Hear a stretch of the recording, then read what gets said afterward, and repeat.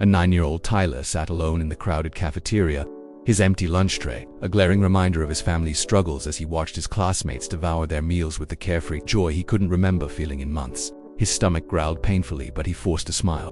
When his friends glanced his way, not wanting anyone to know that the lunch money his mother had promised was as empty as the promises his father had made before walking out on them 3 months ago. If you love stories that show how small acts of kindness can change lives and remind us that heroes often wear the most unexpected uniforms, please subscribe to our channel now so you don't miss any of our heartwarming true stories. Tyler had gotten good at hiding his hunger and drinking extra water from the fountain to fill the emptiness, but what he didn't realize was that someone had been watching him. Mr.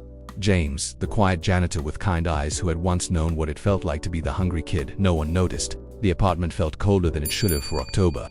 Tyler pulled his blanket tighter around his shoulders as he sat at the kitchen table, struggling to focus on his math homework.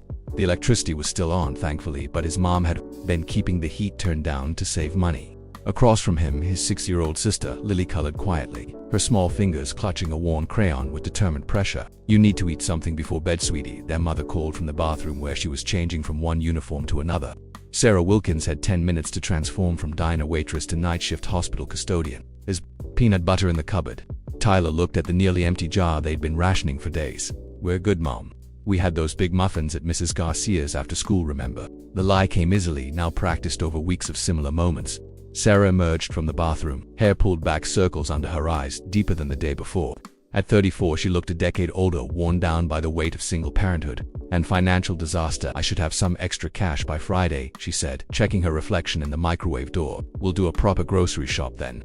But Tyler had heard this promise before. Something always came up. The electric bill, a school fee, Lily's asthma medication. The money never quite stretched far enough since his father had walked out 9 days ago. Tyler kept count, marking each day on a calendar hidden under his mattress. "I'll be home by 7 tomorrow morning," Sarah said, kissing Lily's forehead. Then Tyler's, "Make sure you both brush your teeth and get to bed on time." She paused at the door. "Tyler, you're sure Mrs. Garcia fed you? You're looking thin, honey." "We're fine, Mom," Tyler assured her, summoning his most convincing smile. "Go or you'll be late." After she left, Tyler made Lily a small peanut butter sandwich, saving none for himself. "Aren't you eating?" she asked, mouthful of their precious remaining food. "Had a big lunch at school," he lied.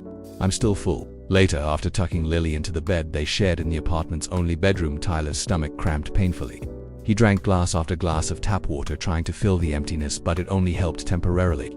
In the bathroom, he studied his reflection, frowning at how his collarbone stood out sharply beneath his t-shirt. He was definitely getting thinner. This wasn't how things were supposed to be. Before his father left, they'd lived in a nice house with a yard. His mom had worked part-time at the hospital gift shop. There had always been food in the fridge, presents on birthdays, weekend trips to the lake. Then came the arguments, the strange phone calls, his father's increasing absences. The final blow had been discovering the gambling debts that had drained their savings and maxed out their credit cards. "I'll send money when I can," his father had promised, duffel bag in hand as he'd headed for the door. 3 months later, not a single dollar had arrived. The next morning, Tyler woke before the alarm, exhausted from hunger and worry. He quietly made Lily's lunch, using the last of the bread and scraping the peanut butter jar clean. For his own lunch, he packed an apple he'd been saving, slightly soft but still edible. They needed to leave early to walk the mile to school since they could no longer afford to live in the district. His mother had somehow managed to keep them enrolled, but the long walk added another layer of difficulty to their days. "Where's your lunch?" Lily asked, noticing his nearly empty backpack. "In my stomach, silly," Tyler replied, tapping her nose. "I ate early. Now brush your teeth or we'll be late." The walk to school felt longer than usual, Tyler's empty stomach making him lightheaded. Lily chatted beside him, oblivious to his discomfort, her world still relatively secure thanks to Tyler's sacrifices and their mother's exhausting efforts. At school, Tyler delivered Lily to her first-grade classroom before heading to his own fourth-grade class. Ms. Bennett, a young teacher with kind eyes and seemingly boundless energy, greeted them at the door.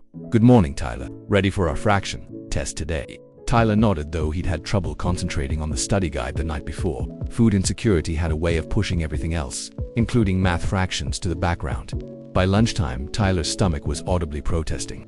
The apple he'd packed had been small and mealy, the flesh browning around the core. He'd eaten it quickly between classes, hoping it would hold him until dinner. In the cafeteria, he took his usual place with his friends, going through the motions of normal social interaction while acutely aware of his empty tray. "Dude, where's your lunch?" asked Marco, unwrapping a sandwich packed with turkey and cheese. "Forgot it," Tyler shrugged, the excuse worn thin from overuse. "I'll eat when I get home. Want half?" Marco offered, pushing his sandwich toward Tyler. The gesture was kind, but Tyler's pride made him shake his head. "Nah, I'm good. Mom's making my favorite for dinner anyway." more lies piling up like a tower of cards he feared would someday collapse. Zachary, another classmate, frowned. You forgot yesterday too, and Monday. Tyler felt heat rising in his cheeks. Were they starting to notice the pattern? Mom's been busy. It's fine. As the conversation shifted to video games and basketball, Tyler pretended to listen while drinking cup after cup of water from the fountain. The hunger was becoming harder to ignore, not just the physical pain but the mental fog that accompanied it. Yesterday he'd missed 3 spelling words he should have known, and this morning he'd struggled to focus during reading group. He glanced across the cafeteria, catching sight of Mr. James, the janitor, mopping up a spill near the trash cans. Something about the man's methodical movements and watchful eyes made Tyler quickly look away. He couldn't shake the feeling that Mr. James somehow saw more than the teachers with their lesson plans and the students with their social hierarchies. The lunch period ended. Tyler gathered his empty wrappers, evidence of a lunch never eaten, and tossed them in the trash on his way out. Maintaining appearances had become almost as important as the hunger itself. If anyone knew how bad things really were, they might call someone. Tyler had heard stories about children being taken away from their homes when parents couldn't provide. That fear kept his mouth firmly shut even as his stomach continued its persistent empty growling. Frank James had been the head custodian at Lincoln Elementary for 22 years. At 58, his hair had long since turned silver. His back ached after long shifts and retirement paperwork sat half-completed in his kitchen drawer. Yet each morning he arrived at 6:30 a.m., unlocking the building's side entrance and beginning his methodical preparation for the day. Ahead, the teachers respected Mr. James for his reliability and the administration appreciated his dedication. But to most, he remained nearly invisible part of the school's infrastructure like the heating system or water fountains. This invisibility had its advantages. He saw things others missed, heard conversations not meant for adult ears, noticed patterns that escaped the attention of even the most observant teachers.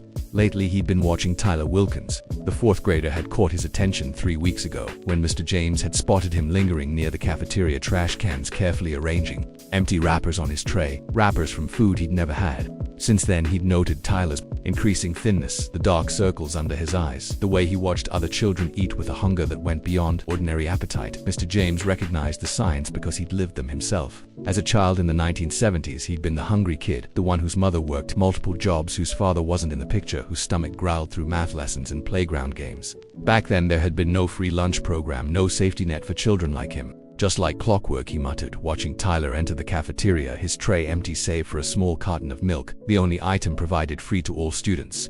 The boy sat with his friends, smiling and talking as though nothing were wrong, while sipping the milk as slowly as possible, making it last the entire lunch period. Frank's radio crackled, interrupting his observations. "Custodial to the kindergarten wing, please. Spill in room 4. He sighed, gathering his mop and bucket. Before leaving, he made a small detour past the kitchen where Ms. Gloria, the head cook, was supervising lunch preparation. "Got any extra milk today?" he asked casually. "Refrigerator in the teacher's lounge is running low." Gloria barely looked up from the industrial-sized pot of mac and cheese she was stirring. "Take what you need from the cooler, Frank. Just mark it in the log." Minutes later, as he cleaned the kindergarten, spilled finger paint and water in a colorful puddle, his mind remained on Tyler. Hunger wasn't just about discomfort. Frank remembered the concentration problems, the weakness, the shame. A child couldn't learn properly with an empty stomach. After finishing in the kindergarten wing, Frank wheeled his bucket back toward the cafeteria. Lunch period was ending, the 4th graders filing out while the 5th graders began arriving. He positioned himself near Tyler's table, just as the boys stood to leave. With practiced nonchalance, Frank placed 2 unopened milk cartons on the edge of the table as if they'd been left behind by previous students. "I might want to take those to the trash, young man," he said, nodding toward the cartons when Tyler looked his way. Tyler hesitated, clearly understanding the unspoken offer, but pride warring with hunger on his young face. Finally, he picked up the milk cartons, slipping them into his backpack with a barely perceptible nod of thanks. It wasn't enough, not nearly, but it was a start.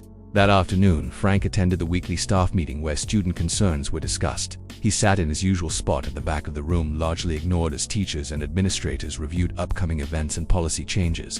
"I'm concerned about Tyler Wilkins, Ms. Bennett said when they reached the agenda item about struggling students. His grades have dropped significantly in the past month. He seems tired, has trouble focusing, and his last math test was barely a passing grade. He was one of my strongest students before." The school counselor, Ms. Peterson, made a note. "Have you spoken with his mother?" "I've tried calling but only reached voicemail. I sent a note home last week but haven't received a response." Principal Grant, a harried woman perpetually rushing between meetings, frowned. "Isn't he one of our out-of-district students?" "I recall. Some hardship exemption." "Yes, Ms. Peterson confirmed. Family situation changed suddenly a few months ago. Father left mother working multiple jobs. They're currently in the Garden View apartments across town." Frank listened carefully, absorbing the information while remaining silent. Garden View was the cheapest housing in the area, a rundown complex known for transient residents and maintenance issues. No wonder the boy was struggling.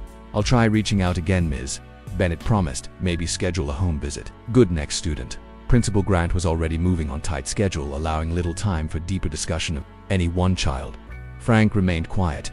In a school with 600 students, individual problems received minimal attention unless they involved behavior issues or required immediate intervention. Quiet suffering like Tyler's often went unaddressed, lost in the shuffle of standardized testing requirements, administrative demands, and the general chaos of elementary education. After the meeting, Frank made his way to the supply closet, retrieving his toolbox. A quick check of his work orders showed a broken pencil sharpener in Ms. Bennett's classroom. Perfect timing. He found her at her desk, grading papers after dismissal. "Here to fix that sharpener," he explained, setting down his toolbox. "Thanks, Mr. James, it's been making a horrible grinding noise." As he worked, Frank casually mentioned, "Couldn't help overhearing about Tyler Wilkins at the meeting.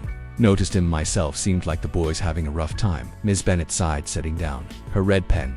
"I'm worried about him, Frank. Such a bright kid, but something's definitely wrong. His clothes are looking shabby, he falls asleep in class, and I'm almost certain he's not eating properly." "Garden View's a tough place to live," Frank commented, testing the sharpener's mechanism. "Worked there myself as maintenance before coming to Lincoln, lots of families barely getting by. I just wish there was more we could do.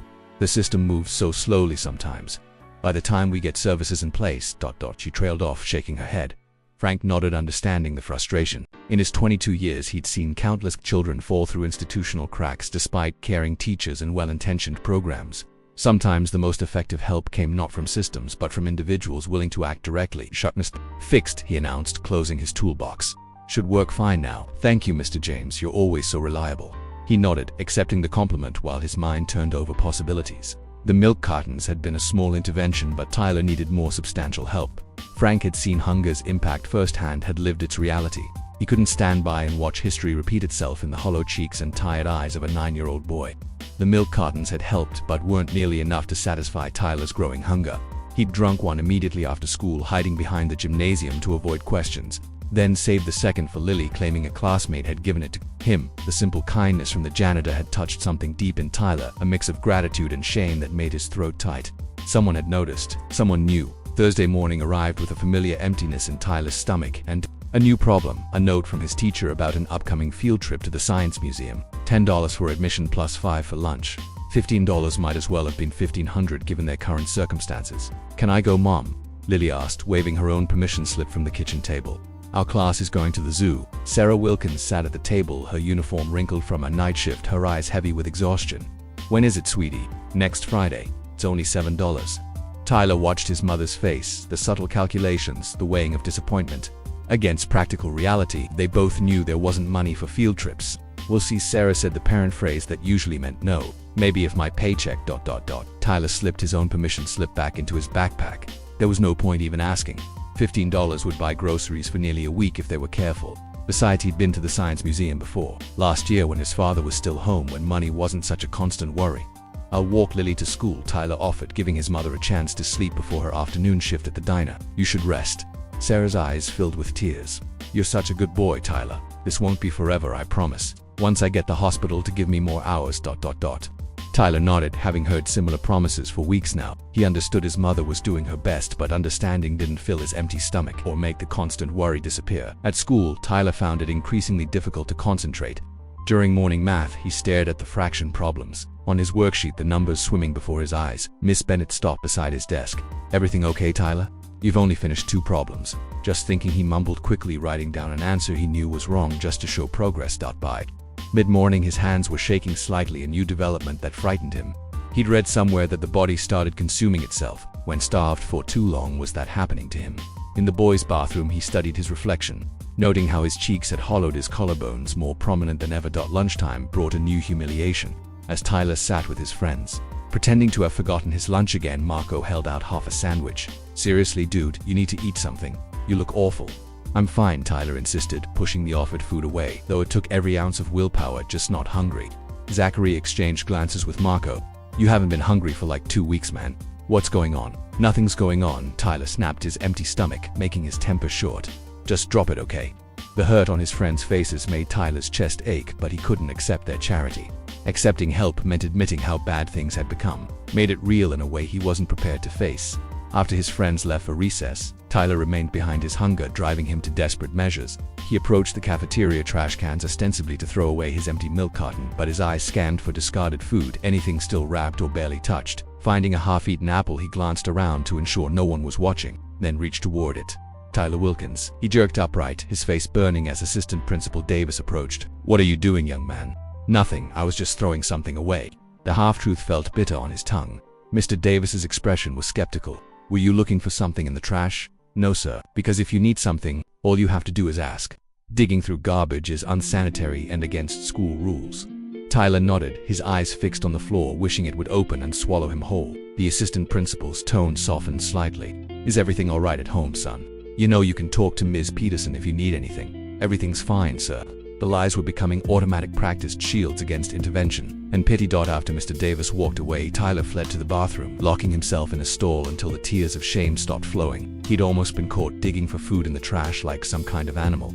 What was happening to him? That afternoon, when the final bell rang, Tyler waited for Lily by the front doors as usual. She emerged from her classroom, her face troubled. "What's wrong, Lil?" he asked, taking her a small backpack. "Ms. Collins says I can't go on the field trip if we don't send the money by Monday." Her lower lip trembled. "Everyone else is going." Tyler's heart sank. It was one thing for him to miss out on activities, but Lily was only 6, barely understanding why their lives had changed so dramatically. "Maybe Mom can figure something out," he said without conviction. At home, their apartment felt colder than ever. The electricity bill on the counter showed a past due amount with a disconnection warning. Tyler checked the refrigerator, finding only condiments, a withered carrot, and half a container of milk. The pantry held a single can of beans and some stale crackers. He prepared the beans for Lily, adding ketchup to make them more appealing, claiming he'd eaten a big snack after school. As she ate, he calculated how long until Friday, when their mother might have money for groceries. 2 more days. He could make it 2 days. That night, Tyler couldn't sleep, hunger pains keeping him awake.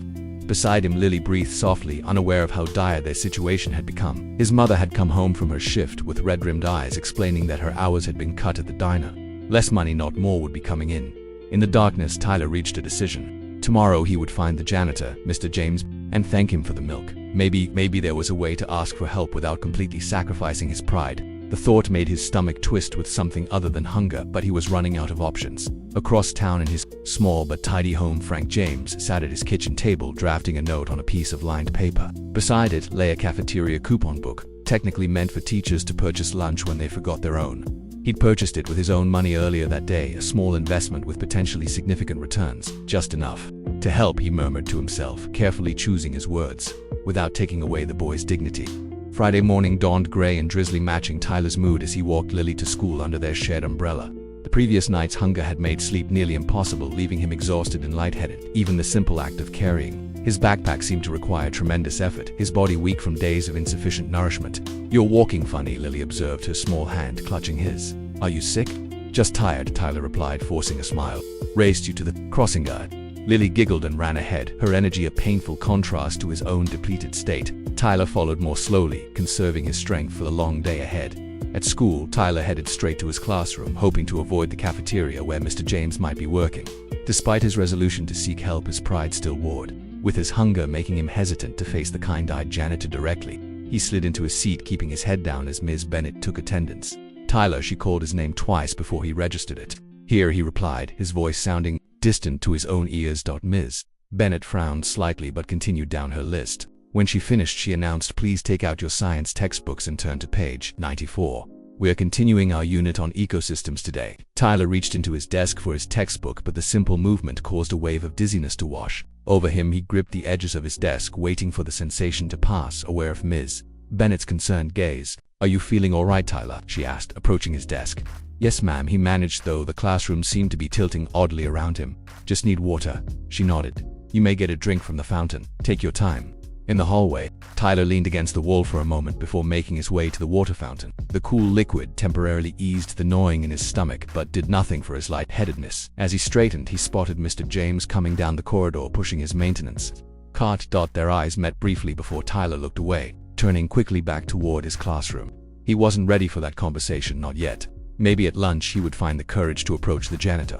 The morning dragged interminably, Tyler struggling to focus on lessons that normally would have interested him. During group work, his partners had to repeat questions multiple times, his mind drifting in and out of the conversation like a badly tuned radio. By the time the lunch bell rang, Tyler felt as though he'd run a marathon rather than sat at a desk. For 3 hours, when he arrived at his classroom after recess, Ms. Bennett was erasing the whiteboard, her back to the door. Tyler slipped quietly to his seat, noticing immediately that something was different. His backpack, which he'd left hanging on the back of his chair, was now slightly open. Had someone been looking through his things? Cautiously, he checked inside, finding everything in place: his worn pencil case, half-empty folder, tattered library book. But there, tucked between the pages of his math notebook, was something new: an envelope with his name written in neat, blocky handwriting. Tyler glanced around, making sure no one was watching before carefully opening it. Inside, he found a brief note and what appeared to be a small booklet of tickets. Tyler, when I was your age, I sometimes needed a little help too. These lunch coupons were given to me by the office to distribute to students who might need them. Each one is good for a complete lunch in the cafeteria. No one else needs to know where they came from. We all need a hand sometimes. A friend. Tyler stared at the note, his vision blurring with unexpected tears. Inside the small booklet were 10 lunch coupons, each worth a complete meal in the school cafeteria. His hands trembled as he counted them, then quickly tucked the booklet back into the envelope and the envelope into his pocket. He knew exactly who had left them. The handwriting matched the carefully lettered maintenance signs Mr. James posted when mopping floors or repairing equipment. The janitor had found a way to help him without public charity or embarrassment, a way that preserved what little pride Tyler had left. That lunch period, Tyler stood in the cafeteria line for the first time in weeks. When he reached the register, he handed over one of the coupons, his heart pounding with anxiety. The lunch lady barely glanced at it, scanning the barcode with practiced efficiency before handing him a tray loaded with chicken nuggets, mashed potatoes, green beans, and chocolate milk. The smell alone was almost overwhelming. Real hot food after so many days of hunger. Tyler carried his tray carefully to his usual table, where Marco and Zachary looked up in surprise. "Dude, you have lunch today?" Marco exclaimed. "Did your mom finally remember?" Tyler managed a small smile. "Something like that." He took his first bite of chicken, forcing himself to eat. Slowly, though, every instinct screamed at him to devour the meal as quickly as possible. The food was institutional cafeteria fare, but to Tyler it tasted better than any restaurant meal he could remember. As he ate, Tyler glanced around the cafeteria, eventually spotting Mr. James wiping down tables on the far side of the room. Their eyes met briefly, the janitor giving him a nearly imperceptible nod before returning to his work. Tyler felt something warm bloom in his chest, not just the sensation of food filling his empty stomach, but something deeper. Someone had seen him, truly seen him, and had cared enough to help without taking away his dignity. That afternoon, Tyler felt like a different person. The persistent fog that had clouded his thinking began to lift, his body energized by actual nutrition. He raised his hand in math class, correctly solving a problem at the board. During reading group, he focused on the story, contributing thoughtfully to the discussion. It was remarkable what a single meal could do. As dismissal time approached, Tyler made a decision. Instead of heading straight to Lily's classroom, he took a detour to the janitor's closet near the gym. He knocked hesitantly on the door. Mr. James opened it, looking unsurprised to see Tyler standing there. "Something I can help you with, young man?" Tyler swallowed hard, finding his voice. "Thank you for the lunch coupons." The janitor's expression remained neutral, though his eyes softened. "Don't know what you're talking about, son. Those came from the office." Tyler understood the pretense, a way to acknowledge the help without embarrassment. He nodded. "Well, thank you anyway. It really helped." "Everyone needs help sometimes," Mr. James said simply. "No shame in that." Tyler nodded again, words failing him. How could he explain what that single meal had meant? How it had restored not just his physical strength, but something of his hope that things wouldn't always be this hard. "Better get going," Mr. James said, checking his watch. "Don't want to keep your sister waiting." "Yes, sir." Tyler turned to leave, then paused. "My sister, She has a field trip next week to the zoo. It's $7. Mr. James considered this his expression thoughtful. "You know, I find change in the hallways all the time. School policy says to turn it into the office, but for small amounts, double quotes, he shrugged. Sometimes it falls through the cracks." As October gave way to November, the arrangement between Tyler and Frank deepened beyond their initial agreement.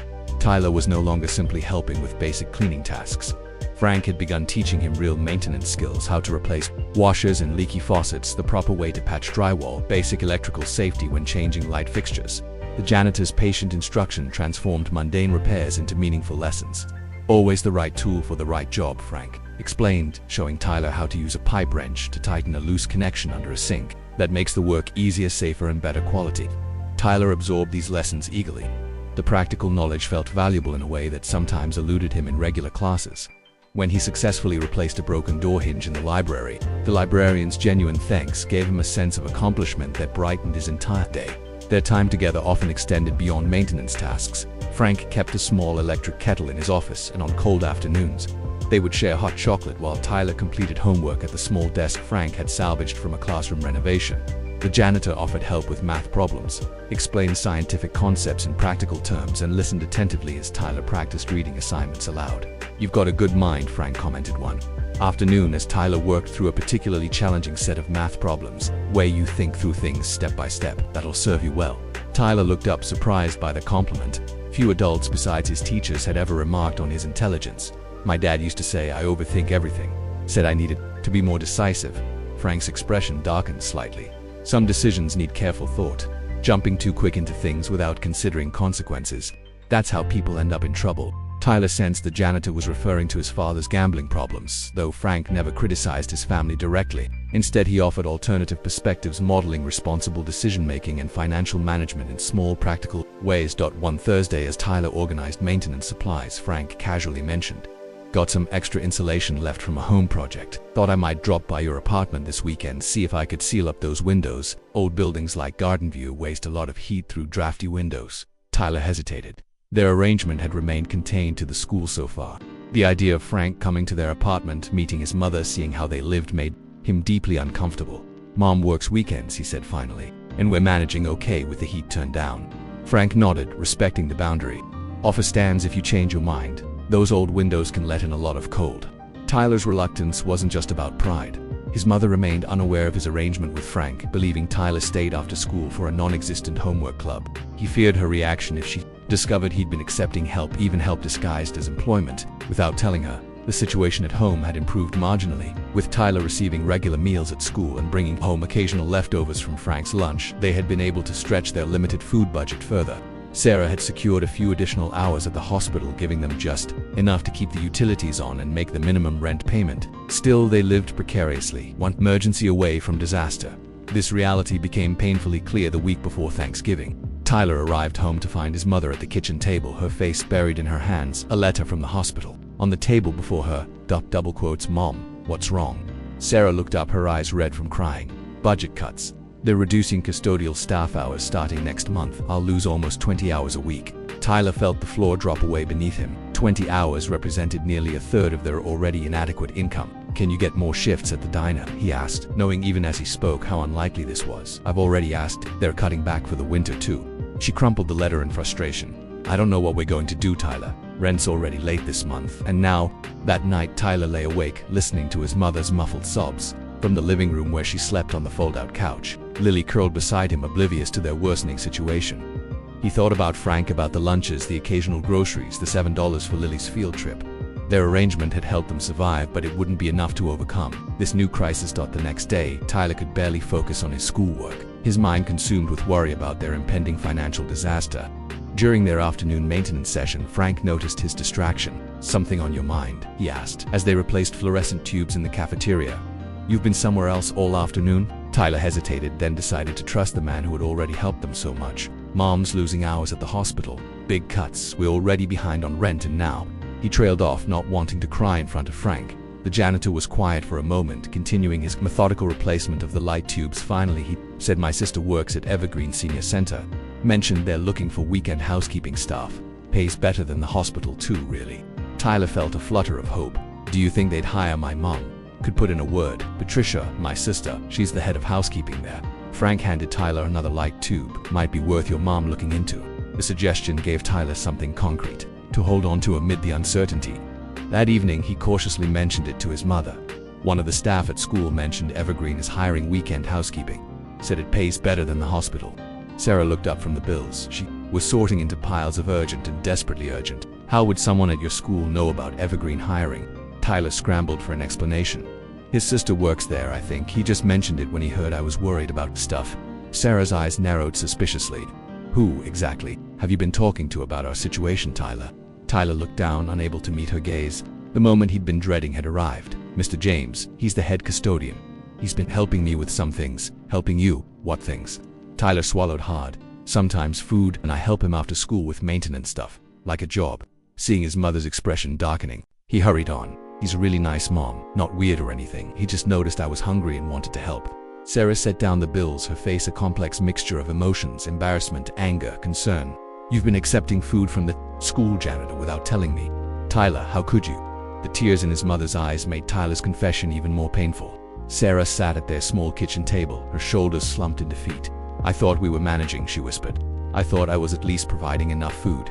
You're doing everything you can, Mom, Tyler said desperately. Mr. James just noticed I was hungry one day. He was hungry as a kid too, so he understood. It's not charity. I really do work for him. I've learned to fix things. Sarah wiped her eyes, her pride warring with practicality. I'm supposed to be taking care of you, not the other way around. Certainly not depending on strangers. He's not a stranger anymore, Tyler said quietly. He's my friend. The simple declaration hung in the air between them. After a long moment, Sarah nodded slowly. I'd like to meet this Mr. James, properly thank him and find out about this evergreen position. 2 days later, on Saturday morning, Tyler led his mother and Lily to the school where Frank had agreed to meet them. He'd asked permission to show them the gymnasium floor. He'd been refinishing a project that would normally be completed during school vacation but had been moved up due to an upcoming basketball tournament. They found Frank in the gym carefully applying a final coat of sealant to the gleaming wood floor. He looked up as they entered, setting aside his tools and removing his work gloves. Mrs. Wilkins, he greeted Sarah with a respectful nod. Appreciate you coming in. Tyler's been a real help with this project. Sarah studied the man carefully. Frank James didn't match whatever image she'd formed of the school janitor who had been feeding her son. In his early 50s, with silver hair and steady hands, he projected quiet competence rather than pity or condescension. Mr. James, she began, her voice tight with emotion. I don't know how to thank you for what you've done for my son, for both my children. Frank shook his head. No thanks needed. Tyler's earned everything with his work. Got a real talent for maintenance, skilled hands. He showed them around the gym, pointing out the areas Tyler had helped refinish, explaining the multi-step process and proper techniques. Tyler stood straighter under Frank's praise, his mother observing with growing amazement as her son demonstrated knowledge of tools and procedures she'd never seen him use. Lily wandered the gleaming floor in fascinated circles while Sarah and Frank spoke quietly at the sidelines. Tyler caught fragments of their conversation, hours at Evergreen, starting pay benefit options. His mother's expression shifted from guarded to cautiously hopeful as Frank provided information about his sister Patricia and the senior center's work environment. They're always short-staffed on weekends, Frank explained. Patricia's been trying to fill positions for months. Experienced housekeeping staff would be a priority hire. By the time they left the school, Sarah had Frank's sister's phone number, a recommendation and an appointment for an interview the following Monday. More importantly, she had something that had been in short supply, hope for a more stable situation. He's a good man, she acknowledged as they walked home. I can see why you trust him. The following week brought dramatic changes. Sarah was hired at Evergreen, starting immediately at nearly $2 more per hour than her hospital position. The weekend hours meant she could keep her diner job for weekday income, creating the first financial breathing room they'd had in months. Frank's help extended beyond employment connections. He introduced Sarah to Mrs. Garcia, the school's secretary who ran a community clothing exchange from her church. Through this program, Lily and Tyler received winter coats, boots, and warm clothes as the November weather turned increasingly cold. When Frank mentioned his apartment building had a vacancy with lower rent than garden, Sarah applied immediately, securing a cleaner, safer home for December. At school, Tyler's relationship with Frank became less secretive. There after school, maintenance sessions continued, but now with his mother's knowledge and blessing. Miss Bennett, noting Tyler's interest in practical skills, began incorporating more hands-on projects into classroom activities, allowing him to share his growing expertise with classmates. Most significant was the change in Tyler himself. Regular meals, adequate rest, and reduced anxiety had transformed him from a withdrawn, hungry child to an engaged, active student. His grades improved, his participation increased, and his natural intelligence flourished when no longer suppressed by constant hunger. One afternoon in early December, Ms. Bennett kept Tyler after class. I've noticed some real changes in you these past few weeks, she said warmly. You seem happier, more engaged. I'm glad things are improving. Tyler nodded, unsure how much to share. Mr. James has helped us a lot. I've noticed your work with him. Principal Grant mentioned it as well. She hesitated, then continued. Tyler, I feel I should have noticed sooner that you were struggling, that you were hungry. Tyler looked down, embarrassed. I tried to hide it, I know, but still. She sighed, opening her desk drawer. I've started something new in our classroom. Wanted to show you first. She removed a key, unlocking a cabinet at the back of the room. Inside, Tyler saw a neatly organized, non-perishable foods, granola bars, fruit cups, peanut butter crackers. I'm calling it our classroom pantry, she explained. For any student who needs a little extra, no questions asked. If you're hungry, you take what you need. Tyler stared at the supplies, understanding immediately what this meant. Because of me, partly, she acknowledged. But you're not the only one, Tyler. When I started paying more attention, I realized several students come to school hungry sometimes. We can't learn properly when our basic needs aren't met. The classroom pantry was just the beginning. Word spread among the staff about Ms. Bennett's initiative, and soon other teachers had created similar resources in their own classrooms. The school nurse established a discrete system for identifying students who might need additional support, connecting families with community resources, as Frank had done for Tyler's family. Even the cafeteria staff became involved, subtly packaging leftover food that found its way to students who needed weekend provisions. Gloria, the head cook, worked with Frank to ensure that no child who lingered near the kitchen at day's end left empty. Tyler observed these changes with growing wonder. His private struggle had somehow catalyzed a broader awareness, a community response to a need that had always existed but remained largely invisible. Frank had seen him, but now others were learning to see as well, developing eyes for the quiet hunger that hid behind pride and shame. "You started something important," Frank told him one afternoon as they repaired a classroom bookshelf. "Folks just needed their attention directed properly." Tyler shook his head. "I didn't do anything. You were the one who helped first." Frank's weathered hands continued their steady work as he replied, "Sometimes helping one person shows others how to help too. Ripples in a pond, Tyler. Ripples in a pond." As December progressed, the informal support network that had developed around Tyler and other struggling students operated smoothly beneath the official structures of Lincoln Elementary. Teachers discreetly maintained their classroom pantries. Cafeteria staff found ways to provide extra food when needed, and Frank continued his quiet mentorship of Tyler and several other children who had gravitated to the kind-hearted Janitor. The arrangement. It wasn't perfect, but it worked, addressing immediate needs while preserving the dignity of the children and families involved. Until the district office became involved. Principal Grant called an emergency staff meeting one Wednesday afternoon. Tyler, noticing the teachers' concerned expressions as they hurried to the library, knew something significant had happened. He continued mopping the hallway near the library doors, positioning himself to overhear fragments of the discussion inside. District-wide audit, liability concerns, unauthorized distribution of resources. Principal Grant's voice carried through the partially opened door. "These children are hungry, Ms. Bennett's usually calm voice rose in frustration. "We've developed a system that works." "I understand your concerns," Principal Grant replied, "but the district is implementing a standardized process for identifying and supporting students in need. All current informal arrangements must cease immediately." Tyler's mop stilled as he processed the implications. The classroom pantries, the extra cafeteria food, Frank's quiet assistance, all of it apparently violated some district policy he'd never heard of. When the meeting ended, Tyler quickly resumed mopping, avoiding eye contact with the teachers who filed out, many looking upset. Ms. Bennett stopped briefly beside him. "Everything okay, Tyler?" she asked, her voice low. He nodded, unable to admit he'd been eavesdropping. "Yes, ma'am. Just finishing the floors." "Good. That's good." She hesitated, then added, "If you need anything at all, please come to me directly, okay?" Tyler promised he would, though the intensity of her concern left him unsettled. Next day, signs appeared in the teachers' lounge and cafeteria outlining new district protocols for supporting students in need. Tyler glimpsed one while delivering a package for Frank and froze at what he read. "All students requiring food assistance must be formally registered in the district's support program. Parents, guardians must complete financial disclosure forms and eligibility documentation. Unauthorized distribution of food or resources to unregistered students is prohibited."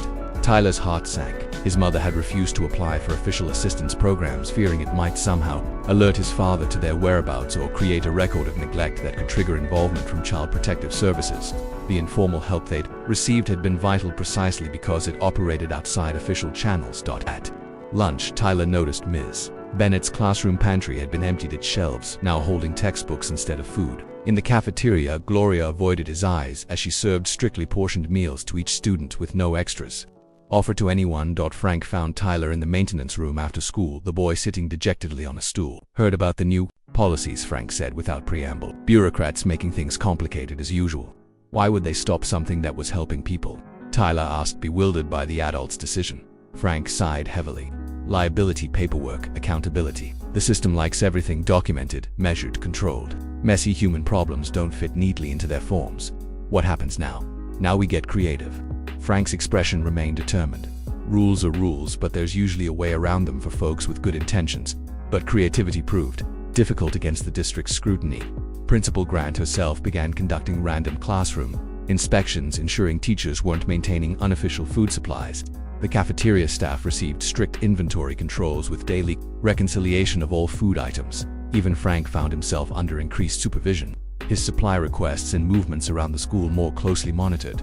The effects were immediate and devastating. Children who had relied on the informal support system but whose families refused or couldn't navigate the official registration process began showing signs of renewed hunger. Tyler watched as younger students particularly struggled, some crying with headaches or fatigue by afternoon, others hoarding small scraps of food from lunch. Ms. Bennett tried working within the new system, helping families complete the necessary paperwork, but the process was slow, filled with bureaucratic hurdles and intrusive questions. Many parents, like Tyler's mother, remained deeply reluctant to formally identify themselves as needing assistance. Worse yet, Frank himself faced potential disciplinary action. Principal Grant called him to her office after discovering he had given a hungry kindergartner a granola bar from his personal lunch. "Mr. James, the district policy is very clear," she said, her tone professionally neutral, but her expression troubled. "All food distribution must go through official channels."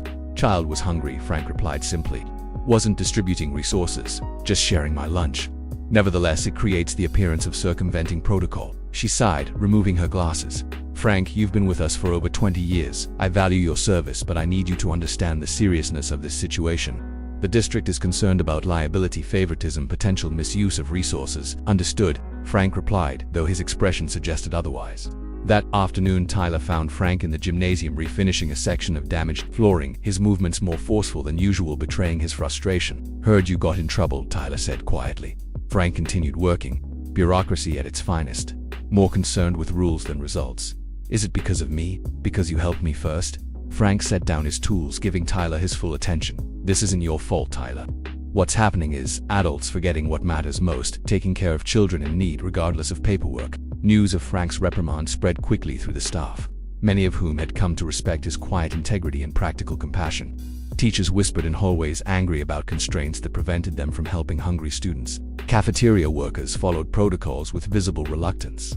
A current of resistance flowed beneath the surface of daily operations. Tyler's mother noticed the change immediately when Tyler stopped bringing home occasional extra food. "The help at school has stopped?" he asked, concern evident in her voice. Tyler explained the new policies, the forms, the official process their family would need to navigate to receive assistance. Sarah's expression hardened. "They're making children hungry because of paperwork." Her voice rose in rare anger.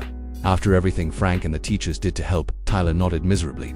"Frank might lose his job if he keeps helping kids. Ms. Bennett's classroom pantry is gone. Everything has to go through official channels now." Sarah was quiet for a long moment, then reached for her phone. "Tyler, get me that parent directory from your backpack. I need to make some calls." "Calls? To who?" Sarah's eyes flashed with determination. "To other parents. If the system is failing our children, then parents need to speak up together." Sarah Wilkins had never considered herself an activist. Surviving day to day had consumed all her energy, leaving little room for advocacy or community organizing. But watching her son describe hungry children denied help because of paperwork ignited something in her, a fierce protective instinct that extended beyond her own children to all the vulnerable students at Lincoln Elementary. She started with calls to parents she knew from Tyler's class, then expanded to Lily's classroom and beyond. Many expressed similar frustrations with the new policies, sharing stories of their own children coming home hungry or reporting friends who suddenly had nothing to eat. What began as individual complaints coalesced into collective action as Sarah compiled their experiences into a compelling narrative of system failure. "We need to attend the next school board meeting," she told Tyler after a week of intensive organizing. "Show them that real families are affected by these policies, not just statistics on a spreadsheet." Tyler watched his mother's transformation with amazement. The woman who had once been too exhausted to attend parent-teacher conferences now spent evenings making calls, drafting talking points, and coordinating with other parents. Her growing confidence and purpose seemed to energize her despite her still demanding work. Scheduled. Word of the parent mobilization reached the school quickly. Miss Bennett pulled Tyler aside after class one day. "Your mother has become quite the advocate," she said with a small smile. "Several teachers are supporting her efforts behind the scenes, though we can't say so publicly." Even Frank, though careful to maintain professional boundaries, nodded approvingly when Tyler described his mother's activities. "Sometimes the system needs a good shake," he commented while showing Tyler how to repair a stuck window. "Bureaucracies forget they exist to serve people, not the other way around." The December school board meeting was scheduled for the Tuesday before winter break in the high school auditorium. Tyler had never attended such a meeting, but his mother insisted he come along to witness the democratic process in action, and potentially to speak if necessary. "Your experience matters," she told him as they dressed in their nicest clothes for the occasion. "You've lived this situation. That carries weight." They arrived to find the auditorium already crowded with families from Lincoln Elementary and other district schools affected by the new policies. Sarah joined a group of parents reviewing their strategy while Tyler scanned the room, spotting Frank seated quietly in the back row. The janitor acknowledged him with a subtle nod but maintained his distance, seeming to understand that this moment belonged to the families themselves. Principal Grant and several district administrators sat at a long table facing the audience, their expressions professionally neutral as parents continued to file in. Tyler had never seen the principal outside school before. She looked somehow smaller, less authoritative in this setting. The meeting began with routine business budget, reports, maintenance updates, curriculum reviews. Tyler struggled to stay focused until the board president finally announced, "We'll now open the floor for public comment." First speaker Sarah Wilkins regarding food assistance policies. His mother approached the microphone, her hands trembling slightly but her voice steady as she addressed the board. "My name is Sarah Wilkins. I have 2 children at Lincoln Elementary. Until recently, my son Tyler was one of the students benefiting from the informal support system that teachers and staff had created to help hungry children." She described their family's situation in simple, honest terms: how her husband's departure had left them financially devastated, how pride and fear had prevented her from seeking official assistance, how Tyler had gone hungry trying to protect his sister, and how Frank, James, and later other staff members had found ways to help that preserve dignity while meeting critical needs. "The new district policies have eliminated these lifelines," she continued, her voice growing stronger. "Children are going hungry again while parents navigate complicated paperwork and waiting periods. I have with me statements from 17 families facing similar situations across the district." Other parents followed, sharing their own experiences. Teachers, though unable to speak openly, had provided anonymous testimonials which community members read aloud. The evidence mounted, painting a damning picture of bureaucracy trumping basic human needs throughout the testimony. Tyler noticed board members exchanging troubled glances, some taking extensive notes, others looking increasingly uncomfortable. When the parent presentations concluded, the board president adjusted his glasses, looking genuinely disturbed. "These are concerning reports. Superintendent Davis, would you care to respond?" The superintendent, a tall woman with a perpetually hair expression, stood adjusting her blazer. The standardized procedures were implemented to ensure equitable distribution of resources and proper documentation for state funding. However, it appears the transition has created unintended hardships. "Perhaps we should review the implementation timeline and consider modifications." It was bureaucratic language, careful and measured, but Tyler recognized the concession within it. His mother clearly did to her shoulders, relaxing slightly as she returned to her seat. As the meeting continued with discussion of potential policy adjustments, the board president unexpectedly called out, "Is Frank James present?" The custodian, mentioned in several testimonies. Frank stood, his tall frame straightening as he acknowledged his presence. "Would you be willing to share your perspective, Mr. James? Several parents have mentioned your role in supporting students." Frank moved to the microphone, his manner respectful but direct. "I've worked at Lincoln Elementary for 22 years, seen many policies come and go, but children's needs remain constant. When a child is hungry, they need food, not forms. Simple as that." His straightforward assessment drew murmurs of agreement from the assembled parents. He continued, "I understand the need for accountability, but perhaps we've overcorrected. Surely there's a middle path that ensures oversight without denying immediate help to hungry kids." The board took no formal action that night, but established a committee to review the policies with parent, teacher, and staff representation. Sarah was asked to serve, as were 2 other parents who had spoken. Most significantly, the superintendent announced an immediate modification allowing principals discretion to provide emergency assistance while families navigated the formal process. As they left the meeting, Tyler spotted Principal Grant speaking with Frank near the exit. Their conversation appeared intense but not confrontational.